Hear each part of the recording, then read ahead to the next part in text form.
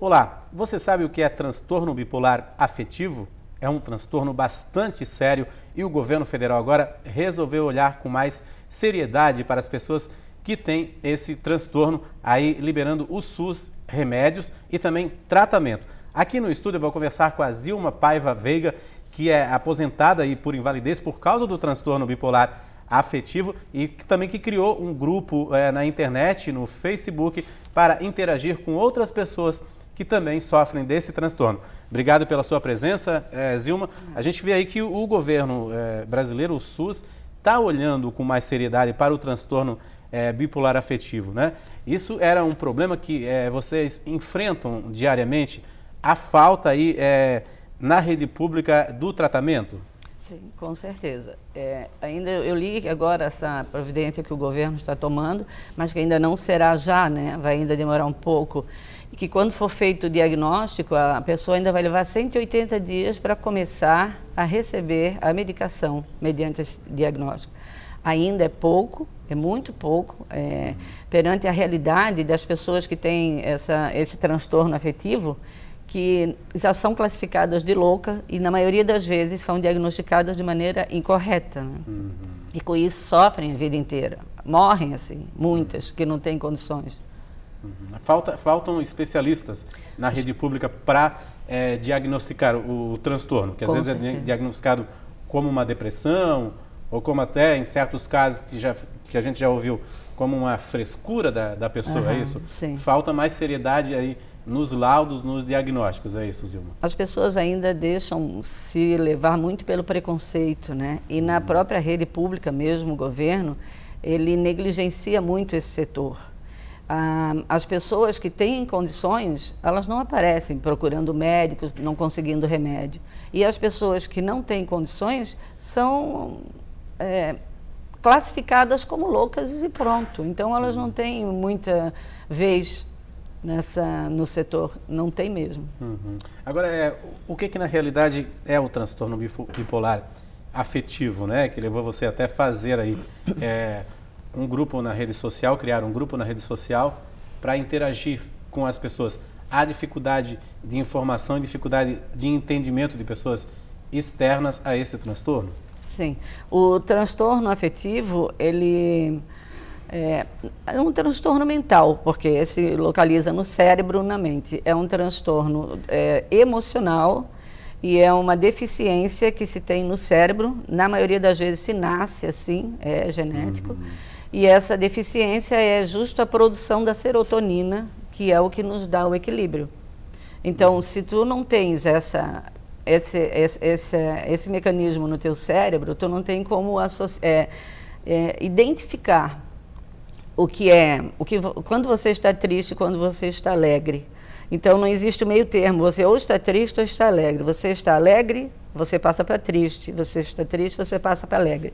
Para quem é normal, não precisa, não tem problemas, porque aquele mecanismo ali está trabalhando, a pessoa sabe frear. Uhum. E quem tem esse transtorno não tem freio. Uhum. Vale ressaltar que o transtorno não tem cura. Doença tem cura, transtorno não tem cura. É controlado só? Só controlado por medicamento, que é o que eu faço já há 15 anos.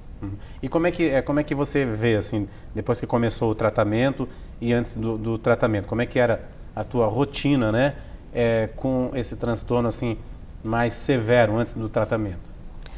Eu fui diagnosticada por muitos anos somente com depressão. Aí você toma medicamentos para depressão e você intensifica a ansiedade. Então, a ansiedade é tida também no meio clínico como mania.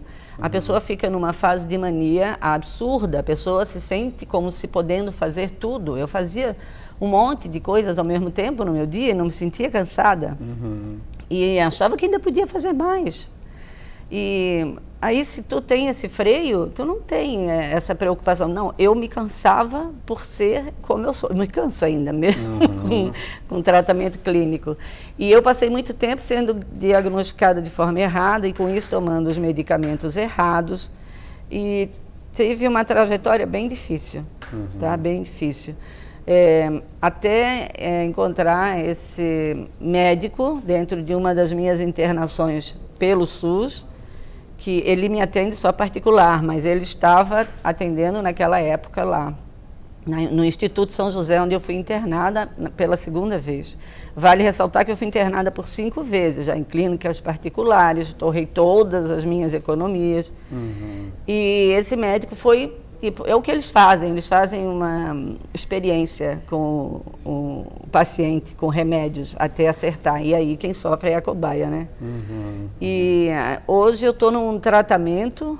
E um dos remédios que eu tomo é a quetiapina, que é esse que o SUS vai liberar também por lá. É muito importante, porque eu esses anos todos nunca consegui pelo SUS, é um remédio caríssimo. Só ele eu pago R$500 por mês. Nossa, é bastante, né? E dá para os 30 dias, é isso? Aí o que acontece? Agora fazem 2 meses que eu consegui, através da justiça, que eles me permitissem esse remédio, porque esse remédio, ele consta na bula como sendo para esquizofrênico. Só que ele atua na região do cérebro, onde está o meu problema também. Certo. Tanto assim que agora eles vão liberar. Sim, exatamente. Tem aqui também, segundo o SUS, né? Isso aqui está no site do Ministério da Justiça, né? Desculpa, da Saúde. Clozapina, né? Isso. Esse outro medicamento aqui, lamotrigina, né? E olampazina, quetiapina, quetiapina, o que você toma, né? E respiridona, né? Isso. São esses medicamentos que vão ser, já foram publicados no Diário Oficial da União no dia 10 de março, que vão ser liberados. Essa é uma conquista bastante grande também, né, Zilma? Porque você até falou, paga R$500 a caixa de um medicamento, né? Assim, para quem não tem um suporte financeiro, né? E até para quem, né, assalariados, você aposentado, não tem condições de bancar no tratamento, né? Hoje em dia o problema do aposentado é esse, é torrar parte do seu dinheiro com remédios, né? O governo devia olhar melhor, porque eles me classificaram, como na bula diz que é para esquizofrênico e o meu problema é um transtorno bipolar, então eu não tenho direito a ele gratuitamente, entende? Só que tenho. O meu médico provou, eu tive que entrar na justiça e para dizer, não, se o meu médico, que é psiquiatra, diz que eu tenho direito, que esse tratamento é o que me faz certo, me faz bem, eu teria de ter direito pela rede pública, né? E eu não tive, até 2 meses atrás, porque entrei com processo contra. Aí entra todo um desgaste também, né? Que a pessoa não precisa passar por esse desgaste. Já tem a questão de controlar o transtorno, né, Zilma? Eu agora vou ter mais uma audiência com eles, para provar que eu sou doente, que eu faço tratamento com esse remédio, com a quetiapina, e que eu tenho direito a ele, entende? Agora, é interessante o que você falou, entrou na justiça para poder pedir o remédio, você é uma pessoa que de um nível escolar um pouco superior, né? Mas muitas pessoas lá, aquelas pessoas que têm um nível escolar inferior, que não sabem dos direitos delas também, muitas vezes ficam aí à mercê, né, que acham que é um favor, né, que estão fazendo, né? Sim, então isso é interessante as pessoas buscarem esses recursos também, né? Essas pessoas mais simples eu vejo porque eu vou no Codim pegar um outro remédio, que é o lítio.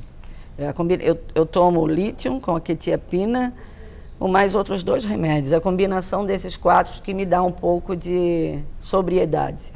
Entende? Então, eu vejo pessoas lá na fila do Codim pedindo, assim, como se estivesse recebendo um favor. Exato. Isso que a gente percebe bastante, né? Se eles dizem não tem, tá bom, obrigado. Eles não perguntam por quê. Porque eles tinham o dever de ter. Entende? É um direito um direito, do doente. Né? E não é por causa da classe salarial também, do nível financeiro, né? Que o SUS também tem que atender as pessoas de todas as classes. A gente vê aqui na universidade, que tem alguns convênios com o SUS, vem pessoas de todos os níveis sociais, de todas as situações financeiras também, né? Então não é por isso também, então não é nenhum favor. Eu sou aposentada, R$500 por mês me faz falta. Faz muita falta, né? Entende? Então, quer dizer, é um direito que eu tenho, é um direito que todo brasileiro tem. O médico disse, você tem tal doença, você tem direito a tomar o remédio para se tratar, entende? Não importa se tem ou não tem. Se o cara é rico, realmente não precisa, né? Tá tirando um pouco a vez de outro, mas realmente também tem direito. Agora, o transtorno bipolar, ele tem também um certo grau de toque, por exemplo, que você falou de manias, ou o toque é outra coisa? Não, a mania aí é a agitação, tu tá ligadão. É o chamado mania, o quadro clínico. É tu se sentir com o poder de fazer tudo. Eu hoje tenho problemas de coluna cervical, etc., porque eu fazia muita coisa ao mesmo tempo. Eu lavava a parede, pintava, sabe, lixava chão. Eu queria estar em atividade. Dá aquele grau de hiperatividade, é isso?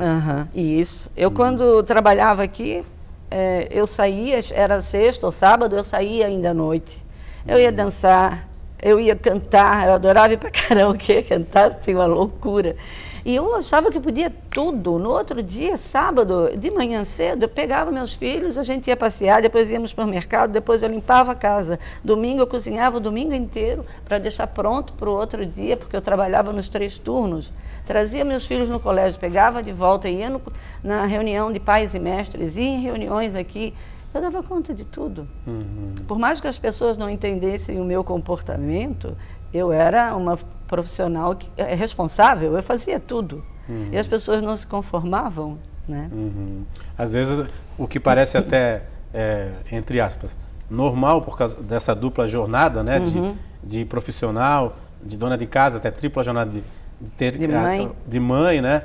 As pessoas podem até achar que esse é um ritmo normal e muitas vezes não é, né? Na realidade, é o transtorno que está agindo, né? E naquela época eu não era controlada, né? Daquela época em diante eu comecei a ser tratada, mas como depressão. Por quê? Porque eu caí. Chega uma hora em que chega a vez, porque é um ciclo, tem a ansiedade, a mania e tem a depressão. Aí na primeira queda minha por causa da depressão, ali a coisa degringolou. Essa queda de humor, assim, é vertiginosa mesmo, assim? Passa dessa ansiedade para uma depressão profunda, é isso que acontece também? E se tu não está informado, tu não entende, tu não detecta. Para o meu tratamento, além dos remédios, eu fui procurar a informação. E me munindo da informação, eu comecei a detectar, opa, já estou indo para mania, calma, ai meu Deus. Aí eu vou me controlando, mas é um exercício diário, todos os dias. Assim como hoje eu levantei da cama para vir aqui, todos os dias é um esforço, tu tens que te cobrar sair da cama. E uma vez fora dela, tu tens que te cobrar voltar para ela de noite. É uma luta com você mesma, né? Sim. Toda a vida. Eu tenho que ficar me autoanalisando. Às vezes é um saco isso. Agora tentar convencer as pessoas que estão em volta que isso também é um transtorno, é uma outra luta também. Era pior, muito pior quando eu trabalhava, né? Porque as pessoas não entendiam, me julgavam sem saber, né? Também não tinham como saber, não culpa elas. Certo. Mas a minha família toda sabe, meu marido, meus filhos, todos em volta sabem e procuram me dar apoio. Também ainda tenho preconceito dentro da família, não a família próxima, mas distante, porque não compreende, não quer compreender, aí é difícil respeitar, né? É difícil, né? Tá certo, Zilma, a gente vai fazer um rápido intervalo, daqui a pouco eu volto a conversar com a Zilma Paiva Veiga aí sobre o transtorno bipolar afetivo. Ela já nos falou um pouquinho e detalhou um pouco de como é isso, como é essa vivência e essa luta, assim, entre a pessoa mesmo sobre esse transtorno. Daqui a pouco a gente vai falar um pouquinho sobre a rede social, né? O Facebook, a página que a Zilma criou aí para a troca de experiências entre as pessoas que sofrem desse transtorno. É um instante só.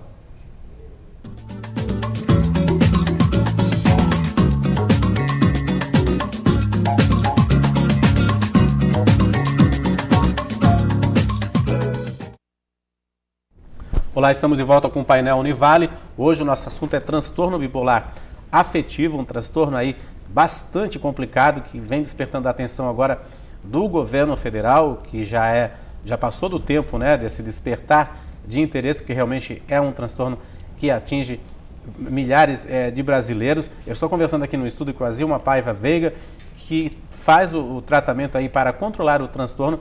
Ela é aposentada aí por invalidez exatamente por causa desse transtorno e já nos relatou bastante o que é a doença, como ela afeta o dia a dia da pessoa, quais os medicamentos que são necessários e até também um diagnóstico preciso sobre o transtorno para que a pessoa não aí seja tratada com outra doença, com outro transtorno aí como a depressão. Zilma, você criou um grupo, né, no Facebook do transtorno bipolar afetivo, né? Isso. O que levou você a criar esse grupo? Foi para trocar essas experiências e saber de outras pessoas como lidar com esse transtorno? Foi o que? 2005, 2006. Eu comecei a esboçar um livro, não contando minhas memórias, que não quero isso, e nem querendo falar de uma forma clínica. O que eu fiz? Eu estou querendo conciliar os dois. E aí eu comecei a querer trocar informações, porque eu tenho bastante para dar. Então, todo mundo deve ter, cada um tem na sua trajetória, aprendeu um monte. Aí eu criei e tem gente de várias partes do Brasil. Tem outros grupos sobre o mesmo transtorno no Facebook. E eu acho legal, acho saudável. A gente troca ideias, troca informações, troca experiências. Eu estou tomando quetiapina, só que não está dando certo. E o meu médico não vê isso e eu quero parar. Aí eu entro e digo, não, você tem que ter paciência, no começo tem muito efeito colateral, você vai se sentir assim, assim, assim.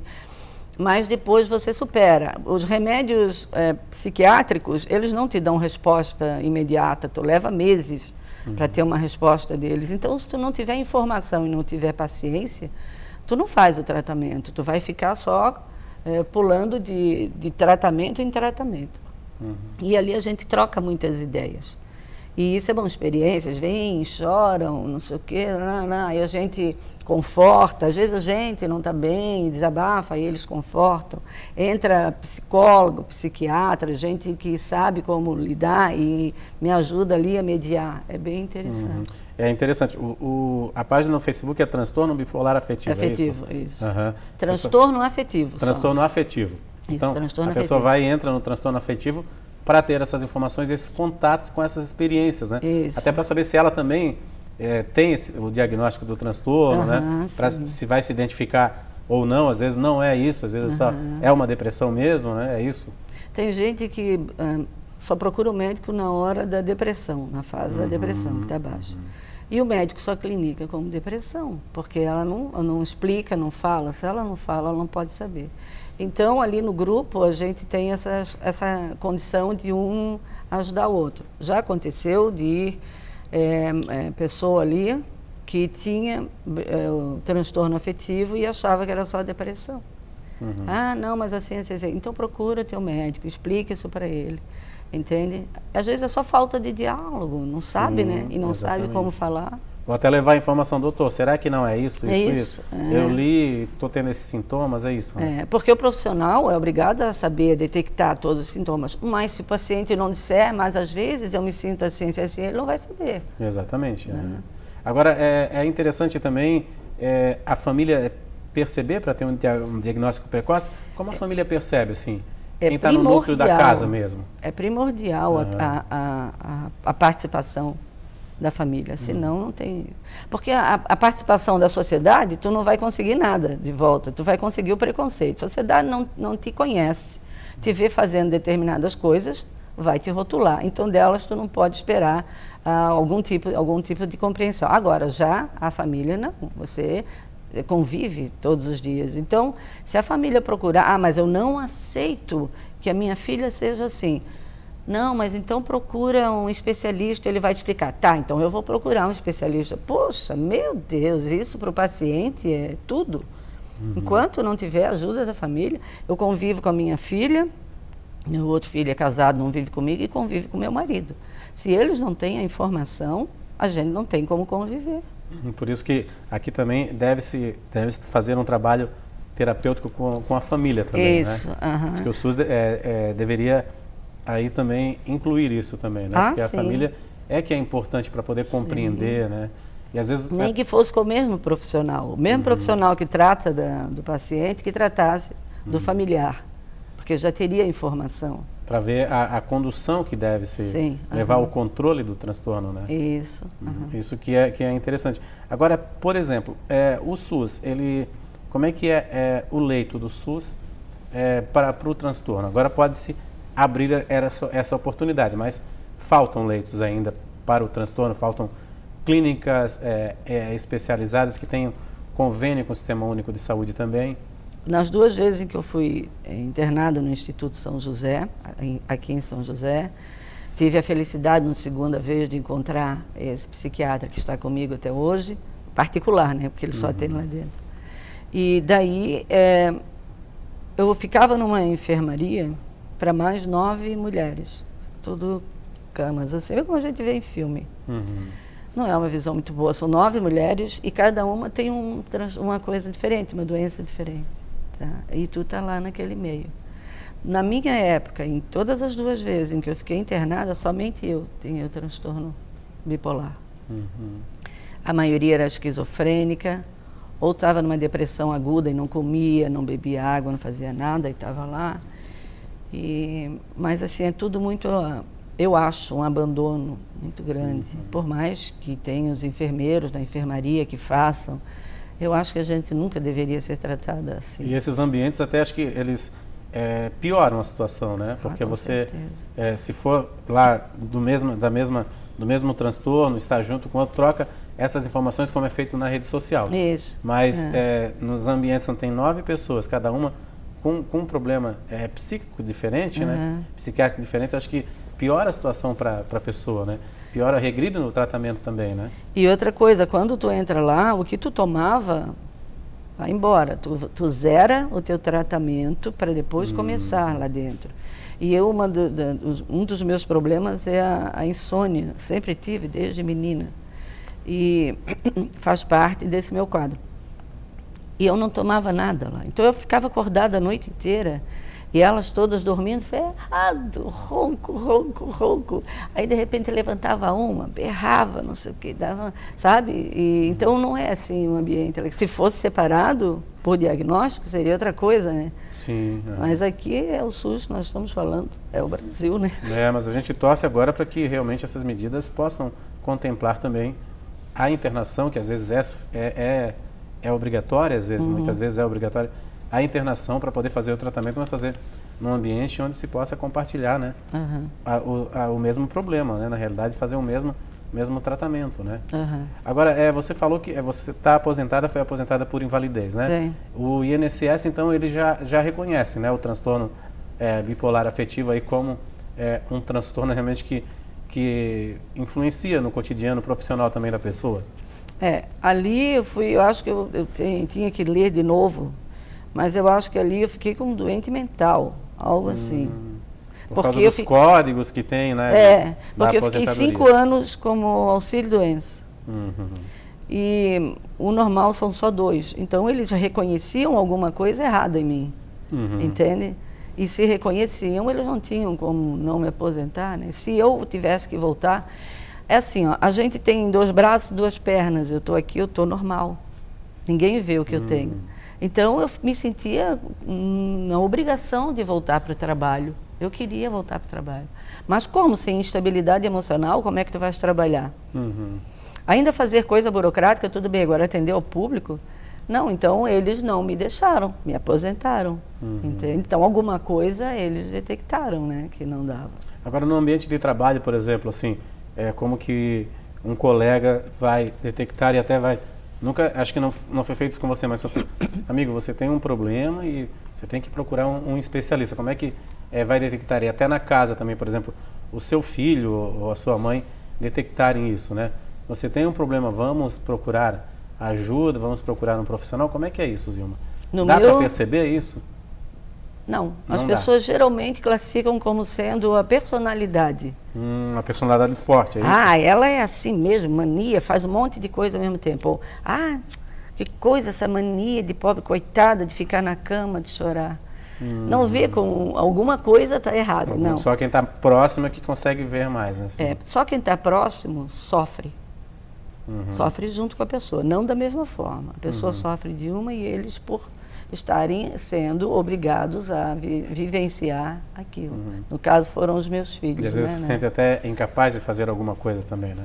Meu Deus, na época da depressão é assim mesmo. Ninguém acredita. Mas você não consegue sair da cama e se sai, você não consegue andar e se anda, você não consegue tomar água, você não consegue comer. E acham que é frescura isso, entende? Como? Até ainda há pouco ela estava comendo, como é que agora ela não levanta um garfo? Ok, pois é, Zilma, então realmente é um assunto sério, é uma conquista agora para quem tem esse transtorno, que o governo dê mais atenção mesmo, né? Então, realmente está se partindo aí para uma outra etapa de quem tem o transtorno bipolar, né? Sim, vai ser uma grande conquista. Ok. Zilma, obrigado aí pela sua participação aqui, obrigado mesmo, assim, se expor é difícil, né? Falar sim. Do problema é difícil, mas há uma necessidade, né? Sim, com certeza. E tá lá na rede social para trocar também, quem quiser. Fazer essa interação, transtorno afetivo. É isso, no Facebook. Você não encontrar, porque tem muitos, vai através do meu perfil, né? Não tem erro. Exatamente. Então tá lá, Zilma Paiva no perfil. Né? Zilma Paiva Veiga. Obrigado pela sua participação, Zilma. Nada. O Painel Vale fica por aqui. Até o próximo programa.